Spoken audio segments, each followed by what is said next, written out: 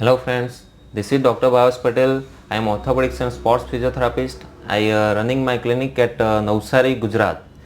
मैं आज आपको myths and facts about physiotherapy के बारे में बताने वाला हूँ।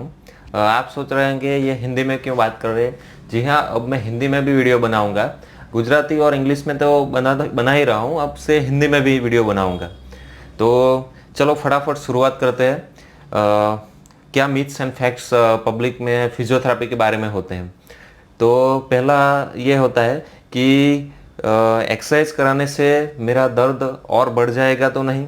तो जी नहीं, वो फिजियोथेरापिस्ट जो है वो मूवमेंट के स्पेशलिस्ट है। वो आपको ऐसी तरीके से ही एक्सरसाइज कराएंगे कि आपका दर्द और ना बढ़े। उनको पता है कि कितनी एक्सरसाइज करवानी है, कितनी इंटेंसिटी से करवानी है। तो बेफिक्र रहिए और आप अपने फिजियोथेरापिस्ट का कंसल्ट कीजिए। चलो दूसरा नेक्स्ट मिथ्स क्या होता है। फिजियोथेरेपी कराने के लिए एमबीबीएस, एमएस, एमडी या तो फिर कोई भी डॉक्टर्स का रेफरेंस जरूरी होता है।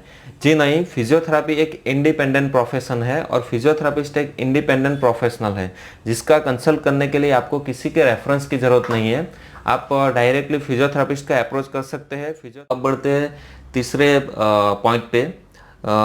कभी कभी क्या होता है कि कोई डॉक्टर ने रेफरेंस पैड पे, प्रिस्क्रिप्शन पैड पे लिख दिया होता है कि ईएस, यूएस, एसडब्ल्यूडी, आईएफटी, मतलब ऐसे टर्मिनोलॉजी लिखी होती है। तो पेशेंट आके वो प्रिस्क्रिप्शन लेटर दिखाते हैं कि ये जो डॉक्टर्स ने लिखा है ये सब ही ट्रीटमेंट करनी है।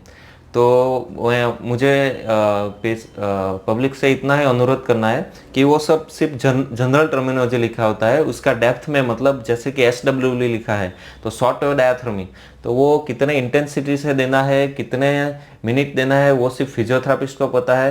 तो आप ऐसी इच्छा मत रखिए कि मुझे यही ट्रीटमेंट देनी है।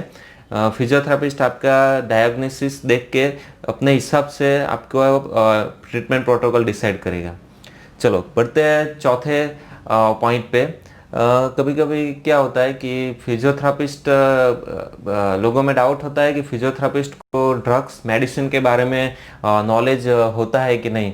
तो जी हाँ, एक रजिस्टर्ड फिजियोथेरापिस्ट जो कि जिसके पास बेसिक डिग्री बीपीटी होती है, मतलब बैचलर ऑफ फिजियोथेरापी, जो कि 4.5 ईयर का कोर्स है जिसमें 4 साल पढ़ाई होती है और 6 महीना लास्ट में टोटल प्रैक्टिकल होते हैं जिसमें वो पेशेंट देखते हैं। तो 4 साल में जब पढ़ते हैं तब उनको मेडिसिन्स और फार्मेकोलॉजी का भी एक टॉपिक होता है, मतलब वो फार्मेकोलॉजी और मेडिसिन्स को भी डेप्थ में पढ़ते हैं। तो जी हाँ, एक रजिस्टर्ड फिजियोथेरापिस्ट को ड्रग्स, मेडिसिन के बारे में, एलोपैथिक मेडिसिन के बारे में पूरा नॉलेज होता है।